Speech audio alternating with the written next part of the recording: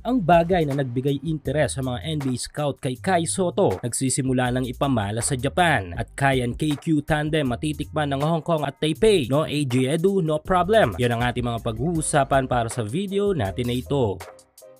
Maraming mga bashers and doubters online kung sanay talaga namang kamalian ng kanilang kapwa Pinoy ang kanilang tinitignan. In fact, marami tayong mga negative comments na nababasa ukol sa ating NBA hopeful at ating pambato na si Kai Sotto. Kesyo hype lang daw, ina-hype lang daw at kung ano-ano pa, na kung iisipin yung mismong player na tinatapik ay hindi nagrereklamo sa mga video niya online. Tayo pa kayang mga manonood? Dahil balibalik na rin man ang mundo ay kailangan ngayon ng isang malalaro ang hype na sinasabi nyo upang makilala ang pangalan at magka-interes sa mga NBA scouts. Sa US matagal nang ginagawa yan, pero may nagreklamo ba sa mga players ukol dito? Wala, hindi ba? Kasi kailangan din nila ito sa pag-uumpisa ng kanilang journey. Magkakatalo na lang sa dulo kung paano nila gagamitin ito. Pero meron namang ilan na late ang pag-bloom ng talento, kaya naman bigyan ng chance at suportahan bago bumato ng mga negatibong komento. Ito nga, maraming Pinoy doubters man ang ating pambato ay hindi nasira ang kalooban nito. Tanga ng kanyang mga ensayo at experience mula Amerika ay unti-unti nang ipinapamala sa Japan bilig ang bagay na nagbigay interes para sa mga NBA team scouts na tutukan si Kai. Naging matunog sa mga scouts si Kai Sotto bilang isang modern big man na may mahusay na abilidad sa opensa at depensa. Nag-boom si Kai sa US nang lumaro ito sa The Skill Factory, kung saan ay galing din ang ilang mga kilalang NBA players ngayon. Pero may mga bagay-bagay na tila bumago sa laruan ng ating pambato. Nakaranas kasi ito ng paglilimita sa oras sa laro sa ilang kupunan na kanyang sinalian. Pero ngayon ay good news at unti-unti nang bumabalik ang laro ni Kai sa TSF noon. Sa last 2 games nila ay nagtala ang ating pambato ng mga double-double figures, scoring 18 points at 26 points. Napatunayan din natin ang kakayahan ng ating pambato sa mga crucial minutes ng game. At ang best thing kung napansin nyo ay hindi na bumabagsak ang stamina ni Kai kahit pa nga mahaba ang mga minuto nito sa game. Tulad nga ng palagi nating sinasabi, bata pa si Kai at masyado pang maaga upang bigyan ng konklusyon ng kanyang career. Lalo na't mga viewers lang tayo, hindi ba?